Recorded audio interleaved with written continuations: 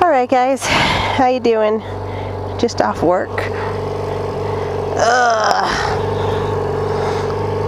Bike's pretty cold, but and I got a tinted visor on.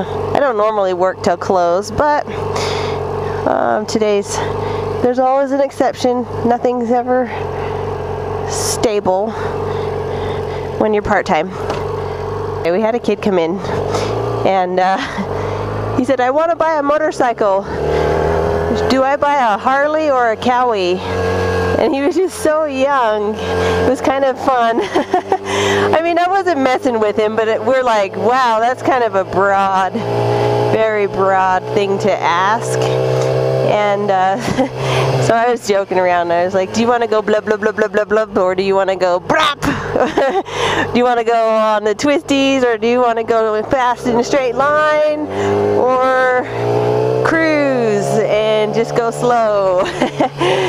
I mean, there were so many, I mean, I felt bad, the little kid. I mean, there were just a lot of things going on that we were trying to help him, really. And then another customer was in the store, and he offered his advice too. He's like, here's my helmet strapped. Yeah. So I think, I mean, eventually he was kind of like embarrassed, and he walked out. I mean, he wasn't like rude about it, but he just was so young. I think he was embarrassed that he didn't know what was going on, really. Anyways, that was interesting. I've never had that experience, but when I bought my motorcycle, oh my gosh. Well, I didn't even know how to ride it, but I had to have a friend ride it home. It was the little 250, so he was embarrassed, and he said, you better not take pictures of it. And of course I was taking pictures of him on it the whole entire way home, and he had to fill it up with gas and stuff too.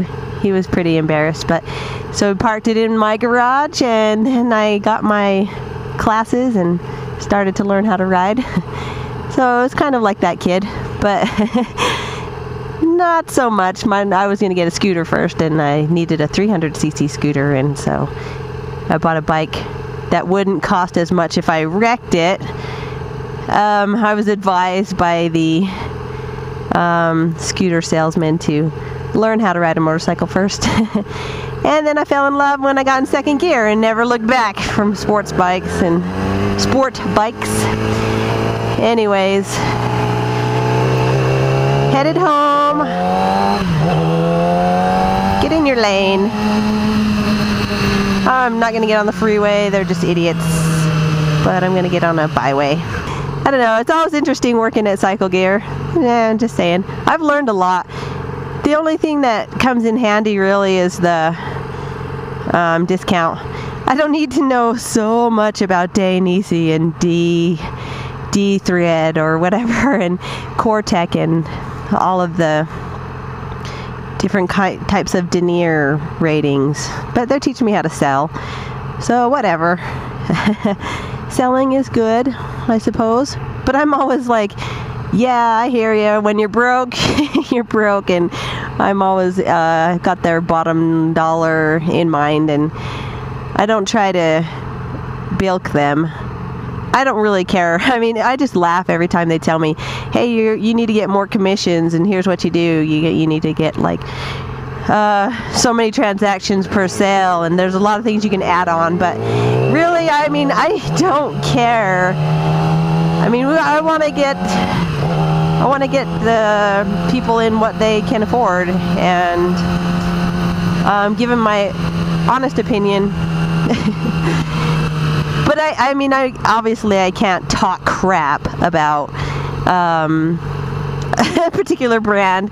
So it's really exciting working there. They've taught me a lot about good, better, and best. So we never talk trash, and I like that. It's a positive way of thinking. And then you can take like the best of the best, just like your showy helmets, and then they can work down from there on what they're willing to sacrifice versus what they can afford. So I love it, and I get to talk bikes all day. I love working at Cycle Gear. And we get the female riders in every now and then, and we always end up swapping some kind of Facebook information or something to get together, so it should be a great year. Oh, it's so nice to be on my bike, even if it's just a commute, guys. Sorry it's been so long, but thanks for sticking with me, and I hope you enjoy the vlogs.